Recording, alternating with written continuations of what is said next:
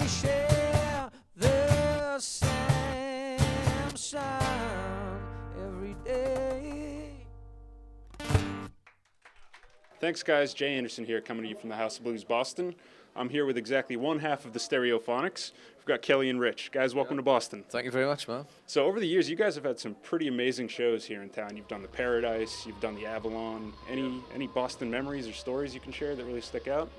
We've had some good times here, yeah. We've a lot of road crew accidents here, from too much drinking and things, yeah. But we've always had a good time coming here. But we came here with the Charlatans, I think, in 1999. But yeah, I don't know, man. We've been going around here for 16 years, so Yeah, it's good to come back. definitely. And you guys are coming off the European festival circuit. I know you did a bunch of shows over there, Yeah. some shows in Asia, some shows in Australia. How's this leg of the tour going for you so far? It's been good. Yeah, we've been doing lots of European festivals.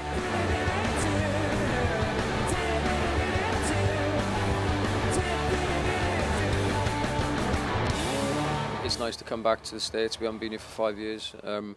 So for us, it's a great opportunity to delve into the catalogue, and we've got 8 albums worth of stuff to pick and choose from. When you're doing the festival, it's only got about 45 minutes to do a gig, So What's the thought process there? Like you said, you have 8+ albums worth of material. You've got, you're doing a million shows. How do you go every single night? What do you choose? What's the criteria there? well, just try to mix it up, really. Yeah, we just come off the back of the festivals where you got to do shorter sets, so it's perfect for us to get back to, getting a lot of the back catalogue in there and songs which we haven't played for a couple of years. Like we threw Nothing Precious in last night, and we haven't played that for probably 4 or 5 years, which is good.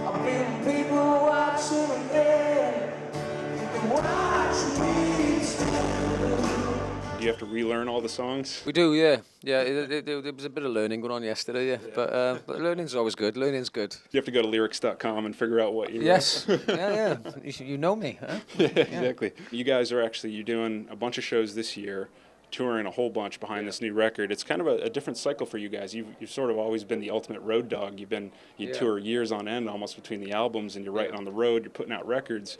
Was that a luxury this time or a curse? It was just a change, really. I think when you make a bunch of records, when you get to every record, you try to find a new way of doing it, and finding new ways of playing and writing. And for us, taking a year off the road was a good thing. Building our own studio was a good thing.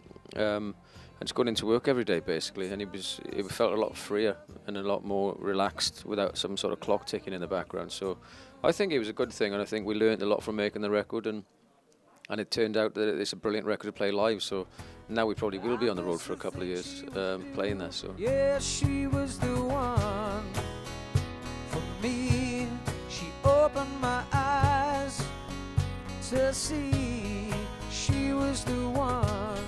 So my criteria always for a really good song is if you can strip all the production away, strip all of the studio magic away, and still have something really special, you've got a great song. And I think what you guys just did, for those of you at home who don't know, they just did an amazing sound check party for a group of radio listeners where they did just that.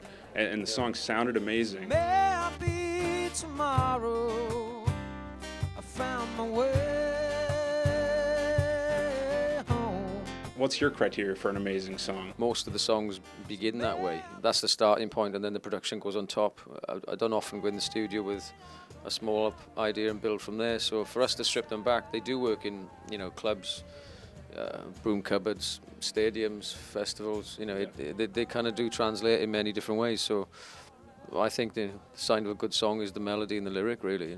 Where'd the name of the new record come from? Graffiti on the Train. Yeah, the name for the new album came from an incident that happened at my house where I kept hearing these footsteps on my roof. I thought it's either a really big fox or there's somebody on my roof trying to break in my house. And so I got up there one time in time to catch them and shouted out the window, and they told me that they weren't trying to break into my house. They're trying to get to the train track behind my house to graffiti on the train. And for some reason it stuck in my head, because a month later I wrote a song and the chorus line of Graffiti on the Train came out.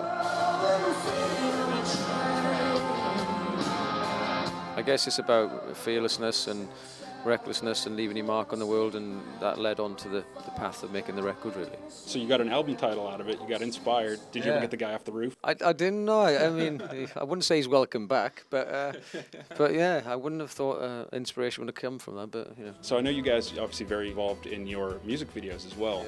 Really cool concepts. They're all sort of mini films. Do you approach those the same way you do your music?